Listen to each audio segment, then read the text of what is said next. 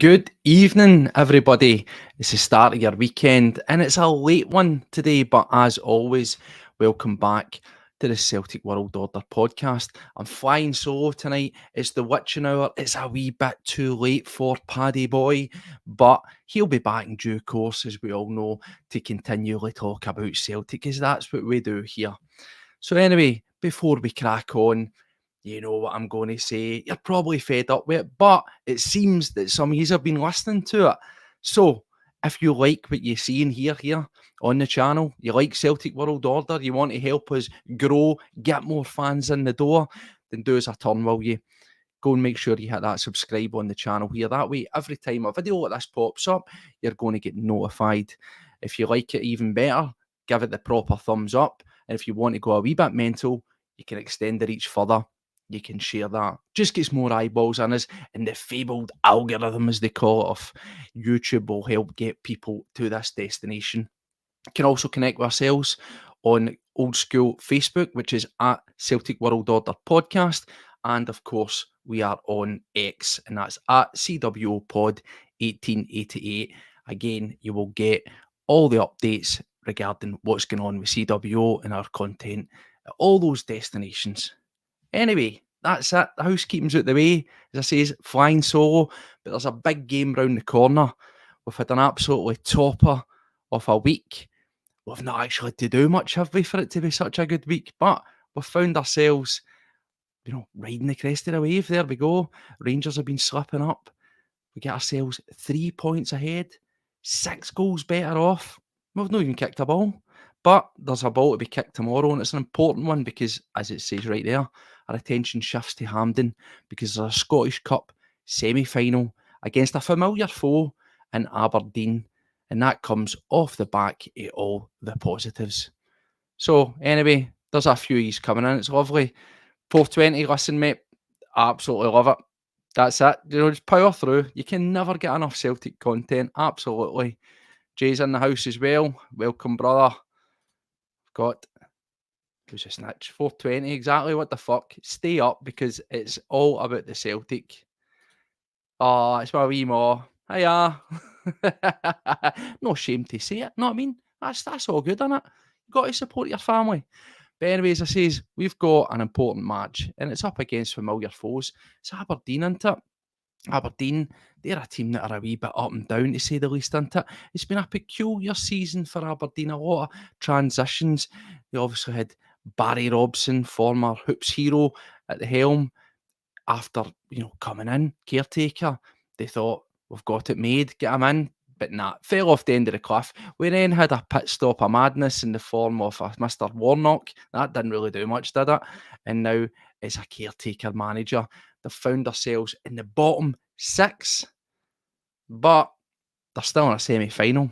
So we should be buoyed by that. We always seem to do very well against Aberdeen. The record shows it. So round the corners of the game, we've got a few things. I'm on my own, but we'll break it down. We'll have a wee look at Aberdeen. We'll see what sort of threats, if any, we think they're going to pose. We'll obviously look at what's been said by the manager in the press conference in regards to our team and sort of try to work out what we think we can expect there. So, as I says, Aberdeen, familiar foes. Should we be worried about Aberdeen? Depends how you want to look at that, doesn't it? Because, well, the stats really do go in our favour because we've not actually lost to Aberdeen in any competition since May 2018 when they managed to beat us 1-0. Can't say better than that, isn't it? If you're going to take a semi-final opponent, then that's the kind of record you want to be carrying against them. And not even that. We've actually not been beat by Aberdeen in this here cup since 2014. So, if you want confidence stats, if that's your bag, then it doesn't get any better than that, does it? You've got to be fancying yourself. And do you know what? It's not just me. It's not just you. It's also the bookies that fancy it because Celtic are odds on. We are a mere 1-4. And you can get a crazy, lofty, mental 8-1 on Aberdeen. But we never bet against Celtic, do we? Not in the big games. Not in the games that matter. Because that's what we've done. We've got the mentality. We've got proven winners. And we'll touch on that because as the mask starts to slip across the other end of the city, the manager, De Jong Sterling, talking about fragilities, lack of togetherness. Well, I'll read it to you verbatim at some point. Our managers came out and said the complete opposite. I sat here with Liam, I sat here with Paddy, and I said that exact same thing, didn't I? Our manager, full of confidence. It's not arrogance, it's not ego. He's a man with laser focus. He knows the task in hand. 5 games, the league is the be all and end all. But there's a temporary wee distraction. The attention shifts, but nonetheless, the attention doesn't lessen. It'll be full focus for Aberdeen. It's one game to get over the line, to try and get ourselves back into a showpiece final that hopefully will be a final that's going to not only allow us to defend our trophy, but potentially go for a double, which, if we're being completely honest with ourselves, well, it looked pretty, how would we say it? Unthinkable a couple of weeks ago. So, anyway, let's start looking at the opposition, shall we? So, as I say, it's Aberdeen. You know, I've just told you about how dire their record is against us, not only in all competitions, but this competition. It's been a long time since Aberdeen have done anything of any great significance against a Celtic side. And certainly, it's been a good while since I've done any against a Brendan Rodgers Celtic side. That's for sure. There's been a couple of frustrating performances there. But as far as going and getting a win, no, that's just hasn't came, has it? Cheers to you. Wet my whistle, as they say. So let's look at the form, innit? Let's go look at Aberdeen. So in their last 6, it's a real mixed bag. They've kind of dropped off the edge of a cliff, have they not? 3 wins, 2 draws, and 1 loss.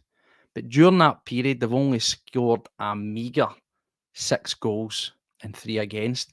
So even though they're not particularly free scoring, by the same token, they've been a wee bit defensively resolute. And they're going to be a team that they're going to try and do the right things, aren't they? You know, there's one thing about Aberdeen where you love them or hate them, they will absolutely try to have a go because this is their entire season. Much like the game on Sunday, it's Hearts' season. These are 2 teams. Hearts are cemented on for third. They can't go any better, but they've got a chance for silverware. Whereas you've got an Aberdeen side wallowing in the bottom half of the table with literally nothing, no positives, no Europe, but they could get there by winning a trophy in the Scottish Cup. So incentive enough for them to be in a one-off game, something of a bit of a threat. So we know what they're like. They try to do the right things. They try to play football. We're not going to get, you know, Martindale ball. We're not going to have a 1-10-0-0 formation. They're actually going to come out and they've got players that can do that.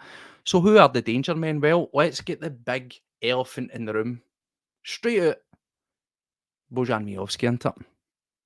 A player that, I don't know, let me know what you think in the old comments there.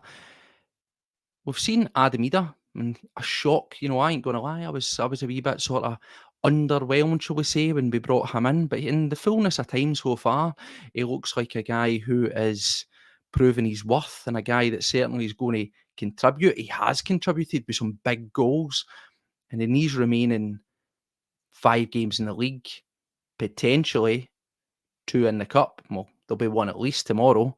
He could be a guy that's going on, kick on and prove that we maybe didn't need Bojan Miovski. But let me know what you think. Was that a misstep? Because we always thought, that's not happening, it's not happening. And then it came out in the wash a couple of weeks after the transfer window slammed shut.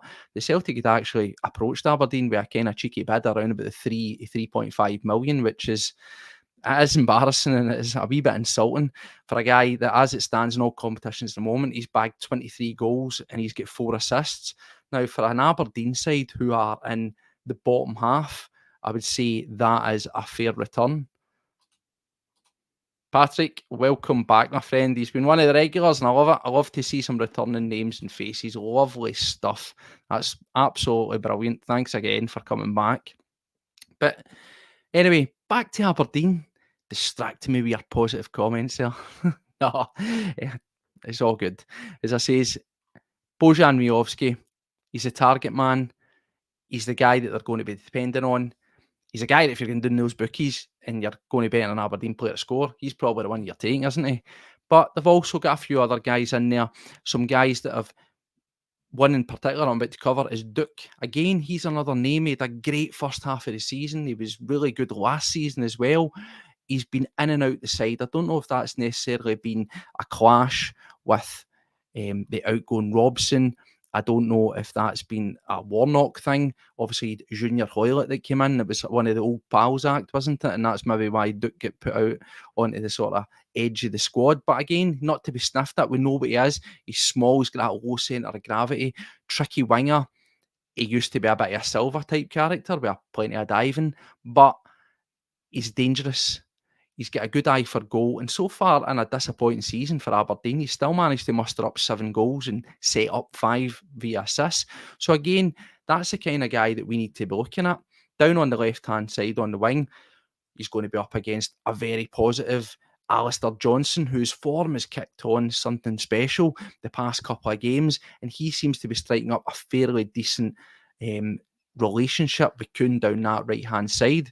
So, you know, he's somebody that we're going to have to keep one eye on, but they've also got plenty more on the other side, on the right-hand side, and McGrath, right winger, and he scored 10 goals. So, I mean, just look at those names there that I've said in all competitions. Now, it might not be a lot to us, but that's 40 goals from a really struggling Aberdeen side in 3 players.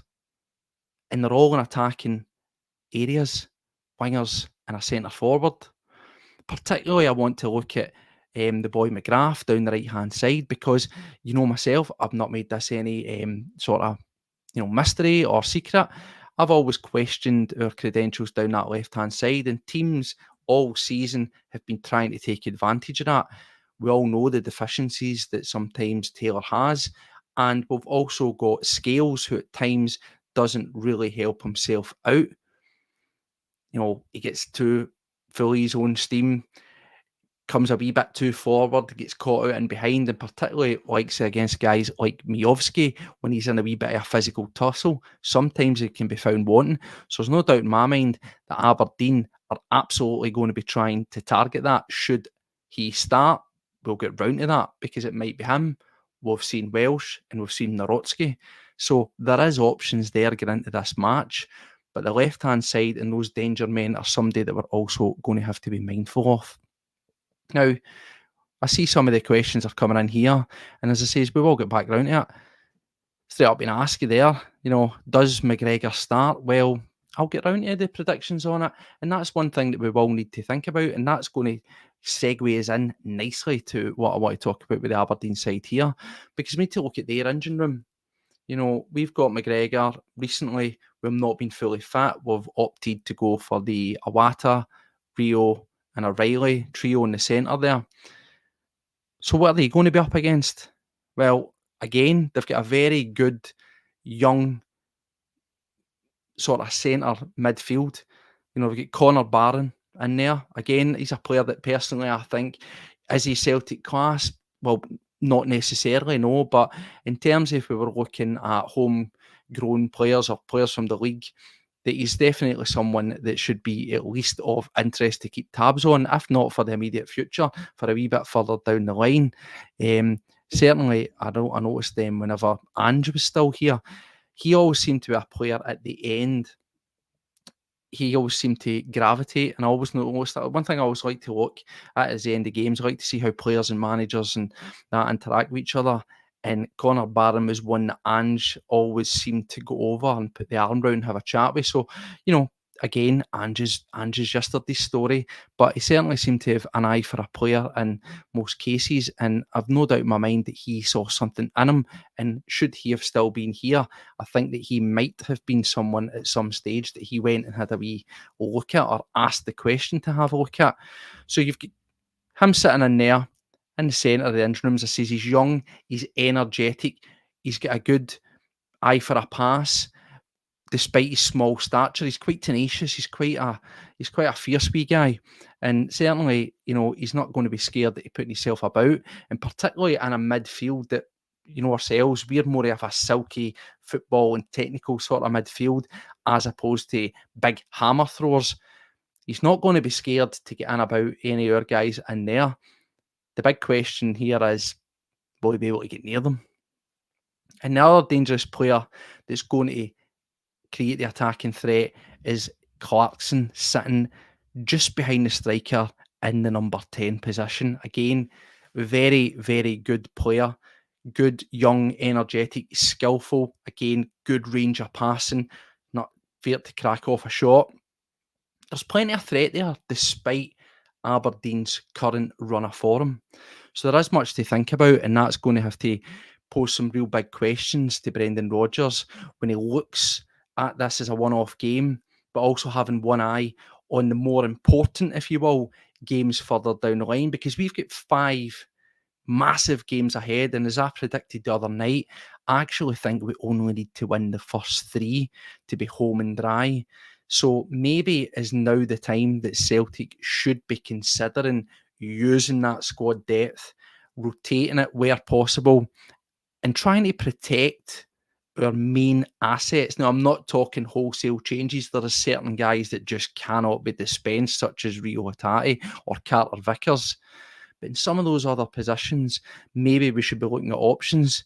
And let me know, is there anybody that you think should be given a chance in this game, whether to start or if we're going to be making substitutions to get a run out, should they be required, and hopefully coming on at a stage where the game's almost home and dry. I've sat and I've spoke a wee bit about what I think is the positives for Aberdeen, the threats that they carry. But one thing that we need to take advantage of is our opposition's weaknesses. And they do have a lot of weaknesses. Now, I've commented there and says in their last few games that they've only conceded 3 games in their last 6. So that is pretty good. But when you look at the teams they've been playing against, it's not exactly Celtic standard. It's not even Rangers standard, whether you think they're great or not. And we're different gravy. We've got a plethora of absolutely top footballers that when we're firing and we're playing our game on a pitch like Hampden, it should be, I hope so, like a Bowling Green. We get first kick of the ball tomorrow. So, hopefully we've torn it up by the time Rangers get around it at the weekend. But big, expansive pitch, that's going to suit us right down to a T with our attacking play. And we need to take advantage of what their weaknesses is. And surprise, surprise, it's all at the back. As I say, despite them only conceding 3 in the last 6, particularly down the right-hand side. Now, I had a wee look and I dig through some of the stats and see, who's at their most weakness. So they're most likely going to play Devlin in at right back. It's going to be probably Gartman and Jensen in the centre. It's quite interesting here because between the 3 of the players alone, they've picked up 17 yellow cards. Devlin on 6 and Gartman, who's immediately inside him, on 6 at the right-hand side. Now, this is where Celtic really need to take advantage. It's something that I was so frustrated at in Yang in the game against St Mirren, with the right back for St Mirren, and then with Gogic on yellow cards. But as soon as you get a wee knock, as soon as you get a wee dink, as soon as they give him a reminder that he's in a game, he just perished, fell out the game again. We need to be taking advantage of these guys that are big. Well, Gartman and Jensen in particular, they're big. They've got not much of a turn of pace, quite slow, and with their sort of fast set plays and our intricate passing, we need to be getting in behind these guys. We need to be asking the question, putting them in a position where it's, do I or don't I make that tackle? Do I make that risk? As I says, and that's what we need. If it is, I don't think it should be Yang, and I'll get round to it when we talk about our team selection, but we need to be pushing these guys. We need to be making them ask the awkward questions. I've not seen enough of that personally, and with Maeda not being in that team, not only would they lose his explosive power and speed, we also lose that tracking, that defensive, but just the sheer nuisance that he causes. Maeda, the way I describe him is he's a utility tool. He's a player that you put on the pitch for a very specific purpose. It's no for his touch, it's no for his crossing, it's no for his finishing. It's for chaos. Puts players in uncomfortable positions through pressing and that speed when he gets in behind. That's something that, let's face it, we heard Rodgers. That's gone. I don't think we'll see Maeda back for the remainder of the season. So the options that we've got there, they need to be doing their part. They need to be that, listen, no one's going to give you what Maeda does in terms of energy and drive and determination and tracking, but they need to step up and do the forward work that he does. If anything, just do the forward work. Try to take on a man, try to knock a ball past a man, try to get in behind, because that's something that without him, I personally feel that we've been very, very lacking. Yang's shown flashes of it, but at this moment in time and for a run in, when you really need players firing, not for me, I'm afraid. Not for me. Palmer, again, a player that I've never really had in my thoughts on. I think that he's flat-footed. I think for a winger, he's very flat-footed and he's got this tendency to pick up the ball. Again, apprehensive to take on the man, opting to prefer to chop in and come in central and try to narrow his play. For me, we need more for these guys. Let me know what you think anyway with regards to that. So if we look at the team, I actually want to read something off to you. I don't normally do this and read verbatim, but for those of you that watched me the other night when I was reacting to the scoreboard phone in, and also previously when I was talking about the draw with Dundee, one of the big things that I started to focus on, and I'll always continue to do this because I think it's something that we don't in football analysis and chat discuss enough. We just throw it out there and say, "Oh, it's all about mentality. It's all about mentality." But we never actually really deep dive into it, and I'm always fascinated by that side of the game. I'm always fascinated by the thinking process and how people handle themselves under pressure, how players step up, and just, how that transcends what you see. Can you see it physically on the pitch? Now, as I said earlier, when I was talking about the opposite side of town, and we listened to them, and we had a manager who was basically saying that he was satisfied by, let's face it, that absolute garbage that his team served him up. He thought the performance was good. And sometimes it's about the performance and not the result. Well, I'm sorry, Philippe, but I hate to tell you this, but the result is the only thing that matters here. That's what's going to win you the league, or go, in this case, potentially lose them the league. I certainly hope it will do.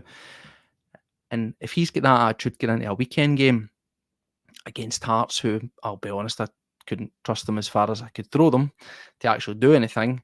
But if he thinks that that sort of level of, performance and mental fortitude is going to get him through, then he's kidding himself on. So what Rodgers says is to flip and polar opposite. And I'll read it off just real quick, just the key points here, where he says, our focus has always got to be on ourselves, because he was obviously asked what they thought of the comments that were coming out of Ibrox. You can't soften up, especially at this time, because our team might draw or have drawn or lost. That is irrelevant. You have to perform and get the result. If you come off against teams who are motivated and organised, then they can give you a problem. Exactly what I was saying when we're looking at Aberdeen. This is their season. And yep, the results haven't been fantastic for them lately, but it suggests that they are a lot more organised. Remember, this is a team that were barely struggling to win games, let alone draw them. They've turned a corner somewhat as they prepare to get to the end of the season and an incoming new manager in Jimmy Thurland. So they'll be certainly looking to play not only for their futures, but also for a potential cup at the end of the season, which would be for them completely unthinkable from where they are. He then goes on, he says, it's not how you start the marathon, it's how you finish. For us, we are improving day by day, looking good on the field, but there's still lots of improvement to make. That is what I want to hear from my manager. You've got one guy telling us that he thought it was an improvement because, well, we didn't get beat this week. We've got a manager who's constantly striving for excellence, constantly looking for improvement, never wanting to stay still. Now, I know that some of you out there might think, well, Celtic have been stagnant and we've stayed still. But in his mind and what he's trying to instill and he's trying to tell, the message he's trying to convey to the players is that we don't stay still. You could say we never stop. He's wanting us to constantly look at our game, analyse it, look for improvements, learn from mistakes, never be satisfied. Because as soon as you think you've got it made, that is when you're at your most vulnerable. He recognises that. Why? Because it's proper elite mindset. And that is the kind of chat that I want to hear coming out of my manager. He then goes on and he says, performances in the main have been good, but there's still a long, long way to go in terms of the league, which is exactly what I says when I've done the past two shows. Do you know what? Let's enjoy the moment. It's been a roller coaster ride. There's been ups, there's been downs. It's been a choppy and unpredictable league. We've been dishing out the slaggings early on. We've had to knuckle down and take them as it flipped the other way. And it's almost came full circle. We're not quite there, but we should have been enjoying the past week. We should have been having a wee bit of fun with it. And that is the absolute best way to look at it. There is still room for improvement. He then goes on again. Excuse me. He says, we'll not play 38 games at the very highest level. You're going to have dips and waves, but your strength is how you shift that. The players have been brilliant and they have had to dig in lots of moments and get results. We've just chipped away, stayed focused on our own game model and how we play. And where influential players come back in, then all the pieces are coming together and fluidity of the team is much better.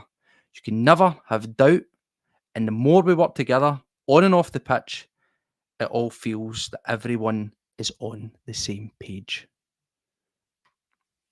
Let me know what you think of that. It's night and day, isn't it? Chalk and cheese compared to what we're hearing across the city. You've got a young player coming in and Dijon Sterling and saying they've not really got the belief that there isn't the togetherness. And in his words, and I quote, we have played shit. You've then got his manager reacting to that and coming out and saying, oh, I think it's just a young guy, he's a bit naive, and basically trying to wave it away because Dijon Sterling's went rogue. He's went off script. He's diverted from the plan. The denial is all rosy in the garden. What he's actually done is peeled back the curtain and let Celtic, Brendan Rodgers, all of us, every other team, every other manager know that not all is well. As I said the other day, what Rangers have been doing recently is fake it till you make it. And at this moment in time, it doesn't look like they're going to make it. And if we compare the two mindsets of the managers, if we compare the two notes there, it only sounds as if there's only one side, one manager that have got laser focus, eyes on the prize, and determination to push through. Mental strength. You can work at having self-belief, but you actually have to, and I know I'm going to say it and it's going to sound silly, you actually need to believe it. It's all right saying it. You need to believe it. And I think we do. So anyway, the Celtic team. This is the bit we all came for, isn't it? Who are we going to play? Well, as I say, we're getting it. We're coming into championship rounds of the season. We have got 5 league games, arguably the more important games to take care of. So is this a time to rotate? What do you think? I'm going to throw out a couple of things here that I think is personally going to happen. I think, first of all, well, it goes without saying, we're going to have big heart, aren't we? We're going to have happy birthday, Joe. Happy birthday, Joe. Just seen that. Do you know what? It's the first time in a long time that I've been happy to see Celtic put out a birthday message. I was fed up of getting garbage during the dark days of happy birthday, Marion Shved. I remember him. Happy birthday, Mo Bangura. All right, cool. That's enough. Put a drink down. But anyway, heart and goals, and it's a stick on, an absolute stick on. And then, of course, listen, it's going to be everybody's favourite left back, the much maligned Greg Taylor. But it is what it is, isn't it?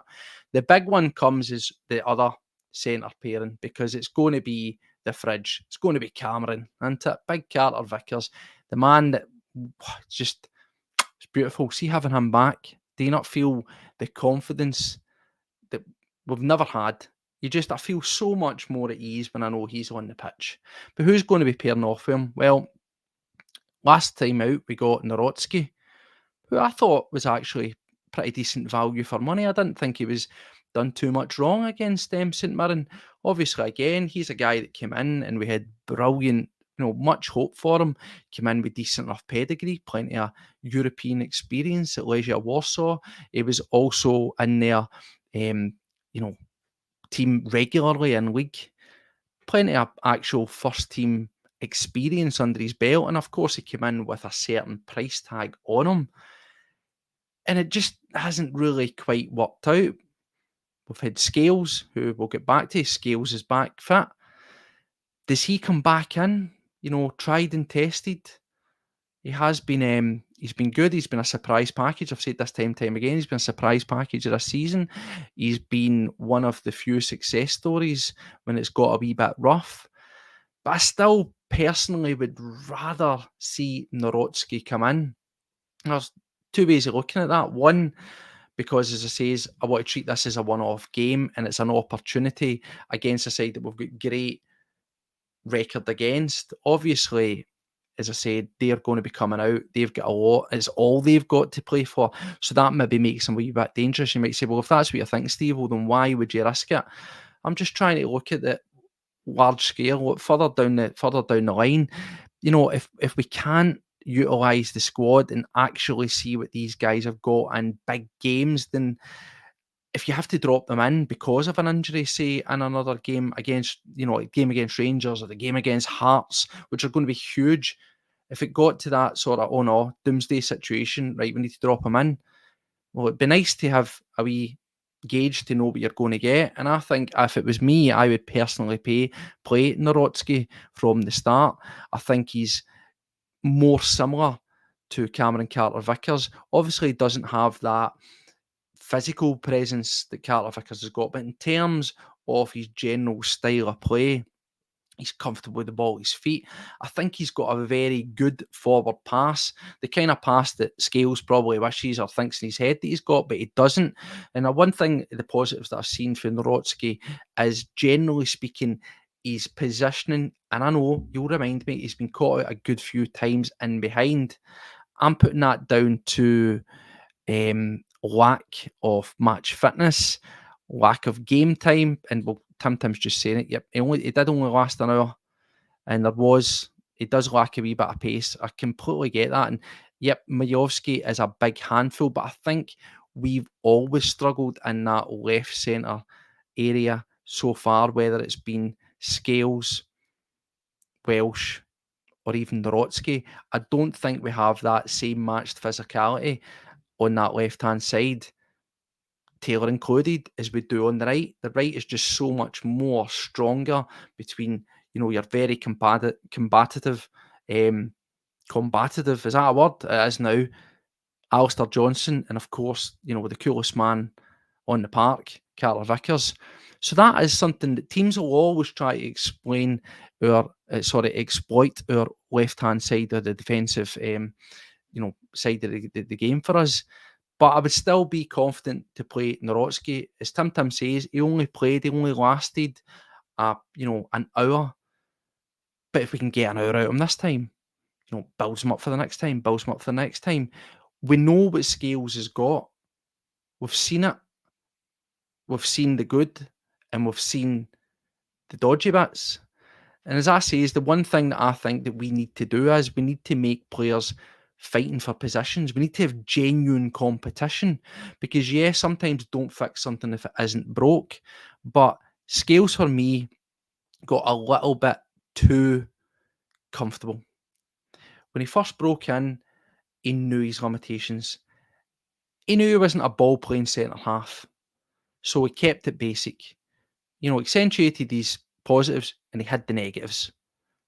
Win the ball, give it to somebody that knows what to do with a ball. But as he became a mainstay, and he's like, I'm a Celtic starter now. That's when it started to get a wee bit dodgy for me. That's when this trying the marauding Christopher Ayer runs into the middle of the park and trying to ping a ball and it just no happening. That's when he was too high a line. The ball's coming in and he does that a really annoying sort of clambering over the top of folk trying to header, and then before you know it, he's spinning, somebody's in behind him. That for me that's what we had to avoid with him. But he's also come back for injury scales, so give him a wee bit of time to reset. As I says, we know what we're going to get if we have to bring him on, but we've not utilised Nawrocki enough. And even if he's at a stage we can get one half out of our 60 minutes, I would like to continue to explore that, because looking forward to the next season, I would be certainly looking for another quality centre half to come in, but I should be expecting Nawrocki to certainly be fighting or vying for a position and potentially becoming that centre pairing with Carter Vickers long term. We need to start trying to also have one eye on next season, one eye on whatever the pathway is going to be for us to Europe, whether that's straight in or whether that is indeed facing a qualifier. And again, I know this comes back to, but Steve, you've just told us how big these games are. Absolutely they are. But Aberdeen in the Cup, I expect us to have enough to do it. Dundee, I expect us to have enough to do it. And I'd like to see what these other options have got in those two games before we face the two big ones, which is Hearts and which is Rangers. So for me, Nawrocki, and I see a couple of people saying here, Prophet's coming in and he believes that Welsh is better than Rocky. Do you know what? I can't say too much bad about Welsh. The one thing that I will say about him is that for me, he falls also into the scales category. Now, for ages, I have turned around and used the term that scales should be an option, is not the solution. And I very much believe that exactly with Welsh. When he came in Europe, played brilliant when he came in, and he showed some real positives. Again, it's always about consistency with these guys. And again, I know I'm maybe contradicting myself here, because you can't be consistent if you're not constantly getting played. But again, he's a guy that we know what you're getting out of Welsh, and you know that he can be fairly dependable. Nawrocki, still very much an unknown quantity. So that's the guy I want to bring in. That's the guy I want to try. That's the guy I want to see get a bit of game time. And hopefully, if we need to revert back to the old tried and tested, your Scales and your Welsh, then let's do it. I tell you, I wouldn't bring in no, and that's Lager Bielka. I would just get him straight into the bin. That's what I'd do. I still can't believe we kept him about. Insane, but there you go. So the back's taken care of. We start to get into nitty gritty, which is the midfield. And I've touched on their engine room there. I've touched on Clarkson. I've touched on Connor Barron. And then obviously you've got Devlin out in the wing and potentially Duke. So it's quite a high energy, youthful, forward thinking centre, midfield area that they've got. Now, what are we going to play there? Well, as we know, there is no Maeda, so we instantly lose that. That position's up for grabs. Yang, let me know, what do you think of Yang? What's your honest opinion? I keep on seeing flashes of him, but again, inconsistency. Again, I spoke about mental strength, capacity, determination. And for me, in the recent games, he's been found wanting. Absolutely, I'm sorry, horrendous, wilted at Ibrox, completely wilted. Was at fault, obviously, for their equalising goal. Just didn't look it. It was consumed by the atmosphere. And I know that it's going to be a different situation, half and half, or more Celtic than Aberdeen, because we know all teams don't sell tickets. But for me, I think that Hampden's going to be a big occasion again. It should be, it should be easy for these players, a young player, to go look around at Hampden, hear it, see it, and think, I've got a chance to really make a name for myself here in a big game. But I still don't think he's got it here. I think he's very much he's very much sort of hit or miss. And for me, I don't think Yang can start. I would certainly not start him. Again, consistency, play more often, all that jazz. I just don't think that he's got enough in the tank at this moment in time. And I think he should be a bit part player between now and the end of the season. So who would I bring in? Well, the obvious money seems to be on Palmer. Again, another guy who's just coming back from a bit of injury. I expected him to start against St Mirren, and I nearly crashed my motor when I saw that Yang was starting. Such was he was that terrible, and he done the exact same thing for me against St Mirren. Again, look at Aberdeen. Look at those guys that they've got. They're going to be high energy. They're going to be determined. They're going to be all over him with a rash. And what I did notice against St Mirren was as soon as he took a couple of knocks, as soon as somebody reminded him that he was in a game, faded. That was him going. So who's Steve-O's pick? And I'm just going to put it right here because the prophet has brought it up. Bring in Forrest. 100%. That's the guy that I would bring in. That's the guy that I argued after the Rangers game when I done the post-match. And I turned around and I says, we should have brought in Forrest instead of Yang. And the reason I said that was exactly what Rodgers had been talking about. Kicking on, mindset, mentality, been there, done it. Forrest ticked all those boxes. Forrest would have came on in that game against Rangers for me. And yep, do you know what? He might be getting on. He might have lost a wee bit of pace and things, but he still got it up here. He still knows what he needs to do. He still follows the game plan and he still finds himself in the right places. I don't think he allows Batondo to show on the inside and get a show off. I just don't see it happening. Same way at the weekend against St Mirren. I thought he should have come on for the start, to be honest, if we were going to mix it up. Give him a chance. Rodgers has come out and he said about guys like Forrest. He was asked, what do you think, James Forrest? What chance is he going to get? What is he going to contribute? And Rodgers was all praise. Brilliant player, great servant, knows it, gets it, been there, done it. He's going to be an important player in the run-in.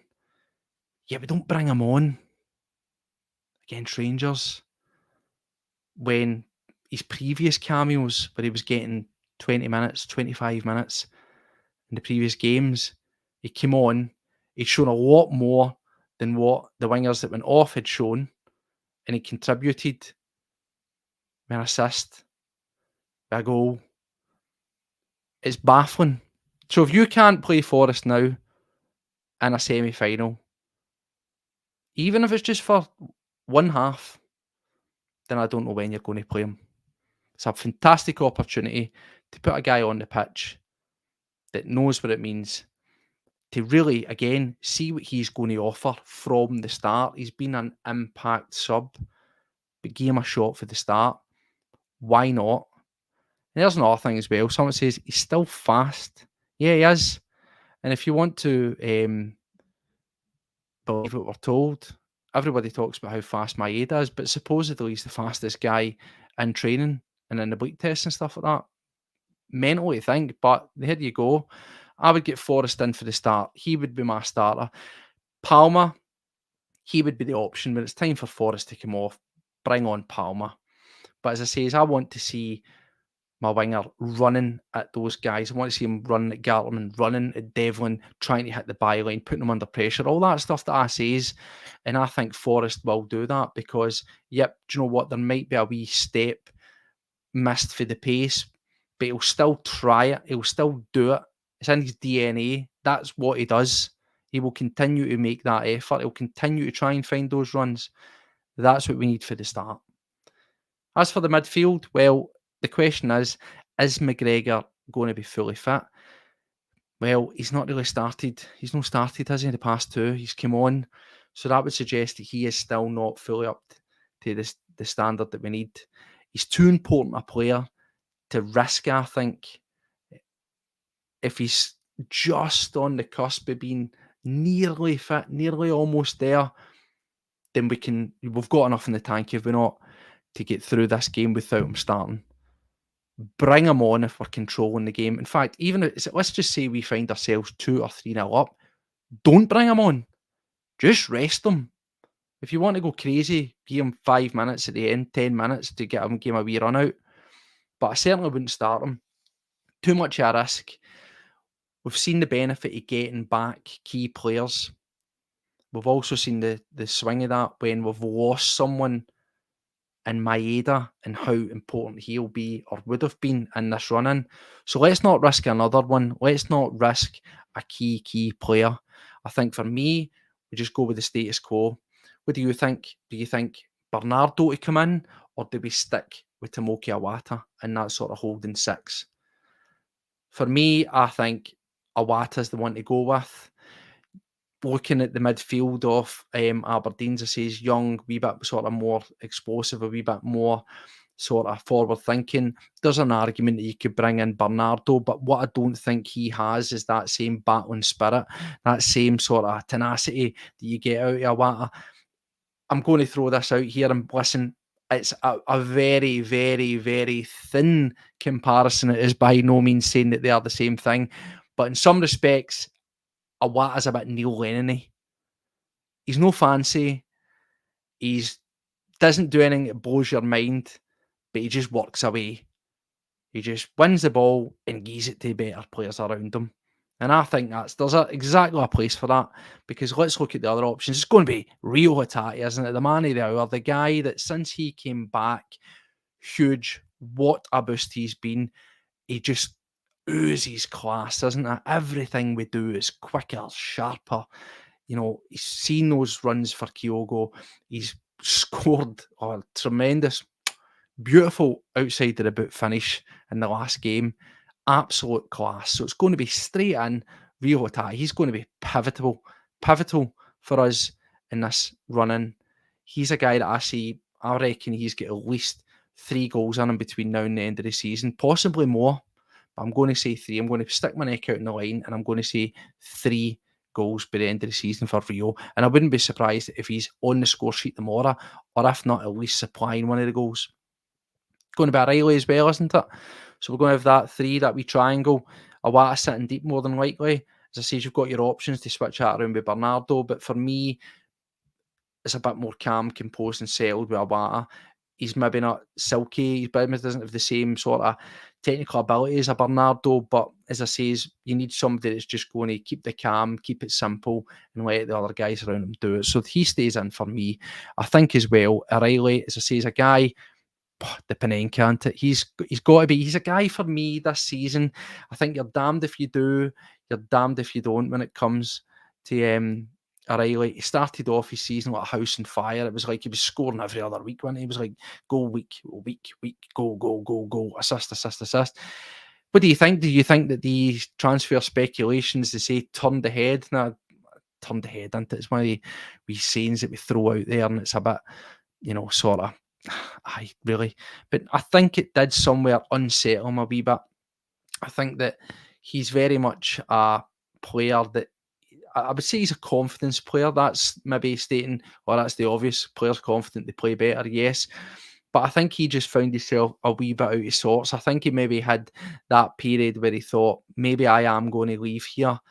And no player's going to come out and say it, but I think he was somebody that Rodgers had to pick back up and say, listen, wee man, you're absolutely top class. Just keep doing what you're doing. Keep doing what you're doing. And then he did take a couple of sort of small setbacks where he was not selected for Denmark, and then fortune showing and to get back in and stuff like that.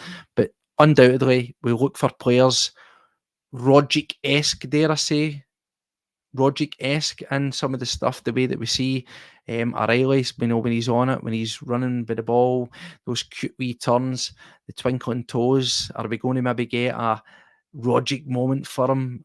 Hampden in the sun, or should I say Hampden in the roaring rain Rodgic moment for O'Reilly at the weekend?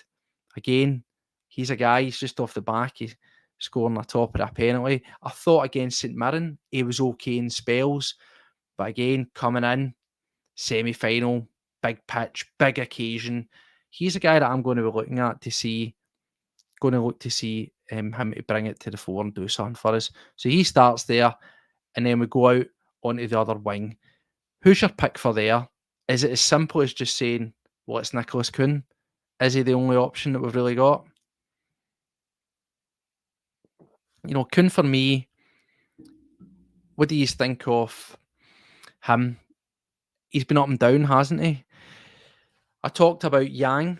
I talked about what he hadn't done in the past 2 games, or 2 outings, should I say, when he came on against Rangers. I thought he was very, very, very poor. Similarly, I thought the same against St Mirren. I didn't think he really did too much. I thought he let himself down in that game as well. But Nicholas Kuhn, for me, also let himself down in both those outings. I thought he was anonymous against Rangers. He showed none of what we'd seen from him the 2 games previous. With man of the match performance, he's cutting in lively, linking up the play, great delivery across. Nothing. We came against Rangers, he was just completely marked out of the game by Big Sterling, which I predicted they would do. Put a big physical guy up against him, nullified him, made him non-existent. And then we look at his performance against St Mirren. There was wee flashes of it. I think he was still struggling a bit because Kyogo wasn't coming looking for the ball. Again, you've watched in the previous podcasts, I've been talking about Kyogo needing that to do that. He needs to drop back a wee bit more.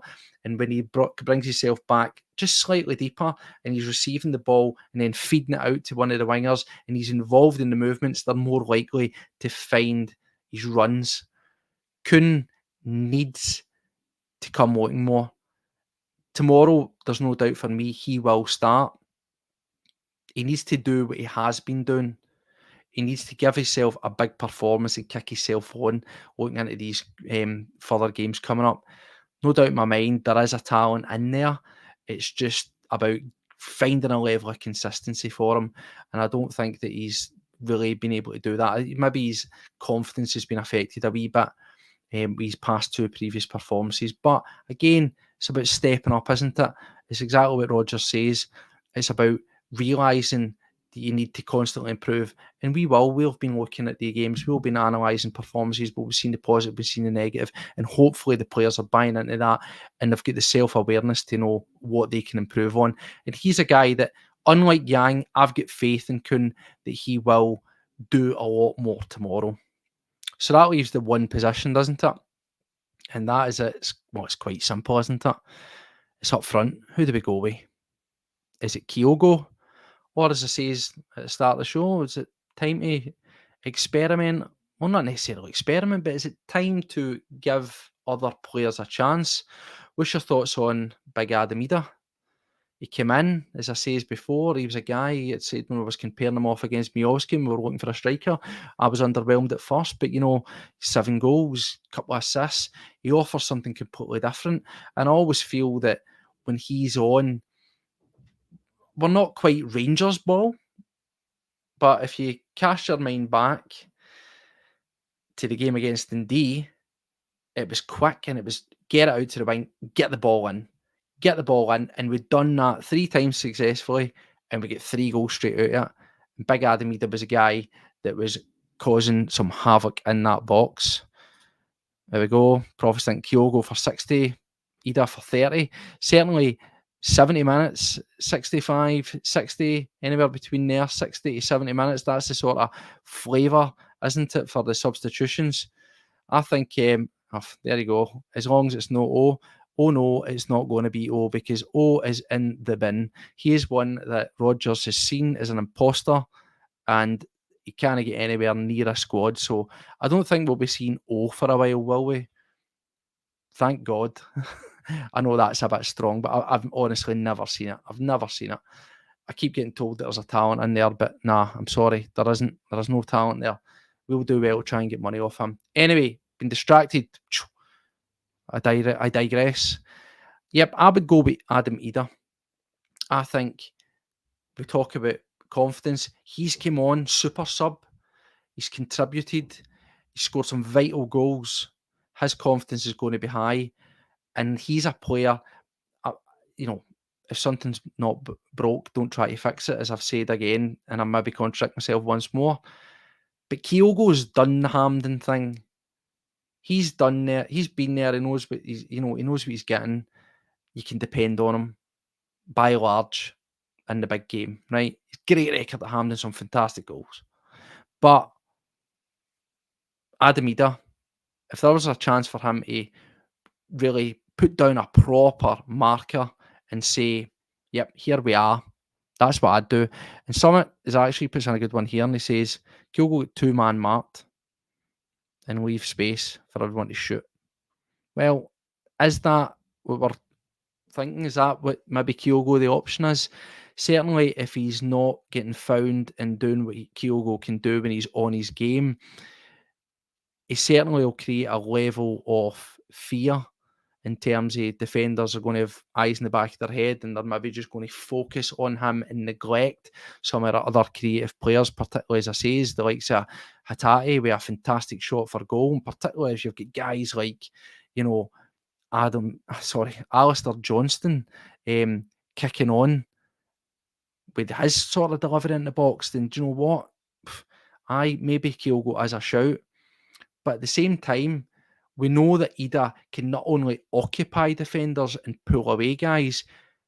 If it comes down to nitty gritty, you get the ball into him. He's strong, he's physical, he can hold off guys, and he can finish. When you look at his goal at Ibrox, the ball comes into him. He's got two players.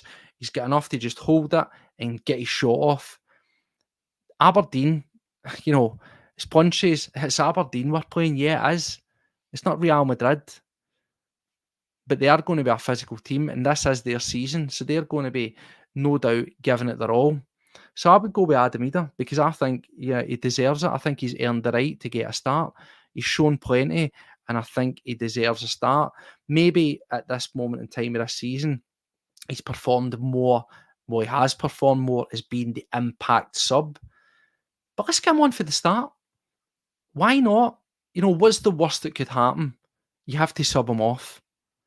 But again, he is a vital player and he is massive. But this is what it's about using the squad. Because if I was to ask you the question right now and says one of those two strikers is going to get injured and be out for the rest of the season, what one would you want to have?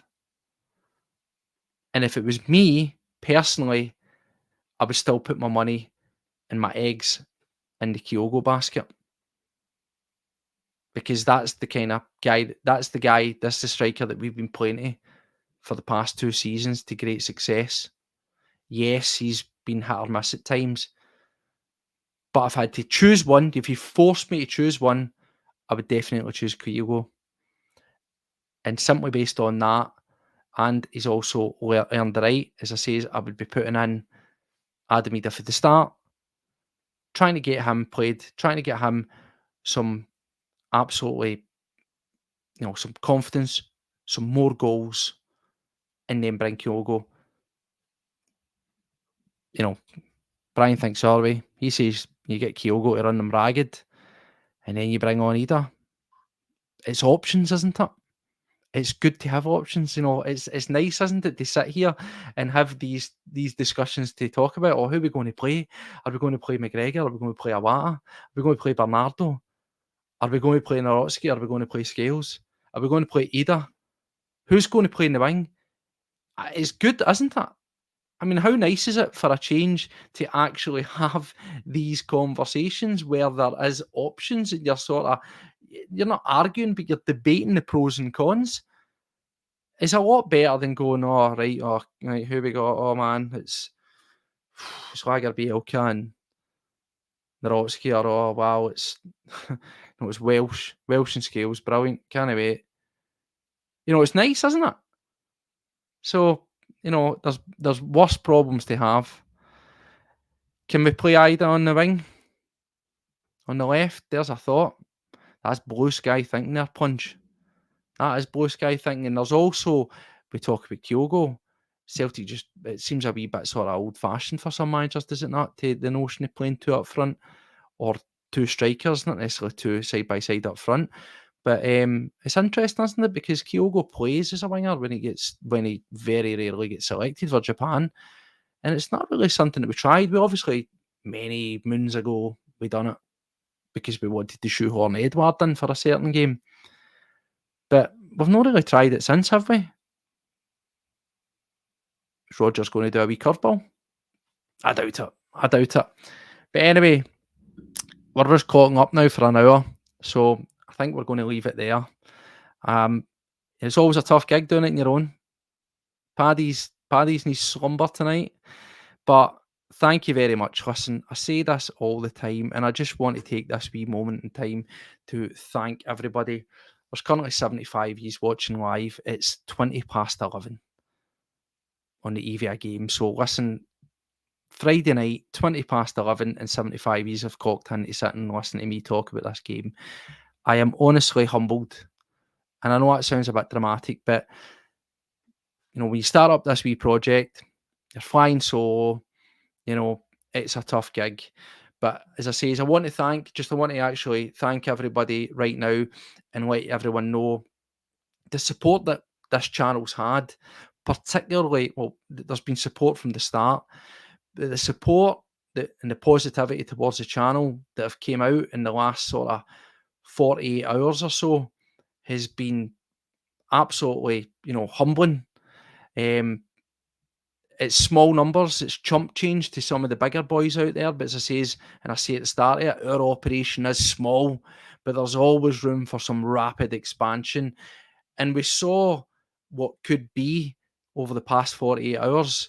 Our subscribers in the past 15 hours alone have jumped up by 87. That is huge. That is absolutely huge for our wee channel. So thank you to every single one of you, boys, girls, everybody out there that is taking the time to watch us, to share our content, to subscribe, to like it. And we've actually, our last 3 videos have just exceeded all expectation, where we've been able to, again, small numbers to other, but we've been able to crack over 1,000 views on those. With the last one, looking at scoreboard, I know people want to watch that, closer to 1.5k. That is huge for a channel that our first video had 4 people watching it and about 100 views up to the current time. So honestly, thank you very much. It is very humbling, and let's continue to grow this channel. I say it once, I say it twice, and I will say it again. Remember, CWO, we are starting out. Our operation, it is small, but there is always room, and it's very much welcome for some rapid expansion. So if you do like this, tell a friend, tell your family, give it the thumbs up, subscribe to the channel, share our content, check us out, X at CWPod1888, Facebook at Celtic World Order Podcast. Connect with us, let's get more fans in. I can see in the comments, it's great to see you're all talking to each other. There's a real camaraderie in there. That's what Celtic fans are all about. That's what this channel's all about. We've got guys for the Bhoys bus on, we've got Liam on. It's about joining up, bringing fans together. We say it's collaboration, not competition. Let's get this community growing. So thank you very much. Honestly, it's really, really great to see, and every single person we value. But what I will say is, there's still 40% of people who are watching this video that are not subscribed. It takes you 2 seconds. If you're going to watch it, do us a favour, give us a subscribe. It really, really does help. It gets the reach out there. So what's coming up anyway with the rest of the Celtic World Order for the rest of the week? Well, we've got a game tomorrow. Hopefully, we are talking about a good victory. Hopefully, our predictions, solid Celtic win, cruising on, continuing that record at Hampden, continues in the Scottish Cup, and we get ourselves to a final. And it'll be a wee surprise because we'll be doing the post-match breakdown with a new contributor. I'll tell you all right now, and I'm very, very privileged and proud to say that we have a new contributor who'll be coming our way, and they'll be doing the breakdown with myself, and that is Mr. Josh McCafferty. Josh is a young guy. He comes in it for a different angle. He's a 19-year-old. He is studying journalism. He's already got experience doing podcasting, and he's also got vast experience writing for many online football content blogs, including Celts Are Here. So, welcome to the team, Josh. We're very much looking forward to getting his input here. We're looking forward to him. I'm sure that everyone else will like him. I spoke to him for ages on the video chat. I like to cut his jib. He knows his stuff. Season ticket holder. Great guy, really down to earth. And I think he is going to be a perfect fit on Celtic World Order. And of course, he's going to, he's going to bring that youthful exuberance that maybe a grizzled Paddy and myself don't have. So exciting times. And as the channel starts to grow, you'll be seeing more of Josh. And he's been given an opportunity and told if he wants to run with any plans, if he's getting things. One thing that Josh is really interested in, and he takes a big investment in, is youth football. He does a lot of work around youth football in Scotland, and also is a big interest in the Celtic youth setup, the academy, the B squad, and also keeping an eye on players that are out on loan. So there'll be plenty of quality content there coming his way, and it'll fill in some of the gaps of the knowledge that myself and Paddy don't have, because I'm not going to sit here and lie to you. The first team is my bag. That is where my strong strengths lie. So anyway, variety is the spice of life, and there's going to be plenty of it here on Celtic World Order. Once again, thank you very much to everybody for taking the time here to watch us. We'll see you for the breakdown, and hopefully it is going to be a top of the result, and then we'll do a video on that, and who knows, hell might freeze over, Hearts might turn up, and we might have something else to talk about after Sunday as well. So anyway, good evening, take care of yourself, have a good night, let's get ourselves ready for the game. Hail, hail. See you all later. Thanks again.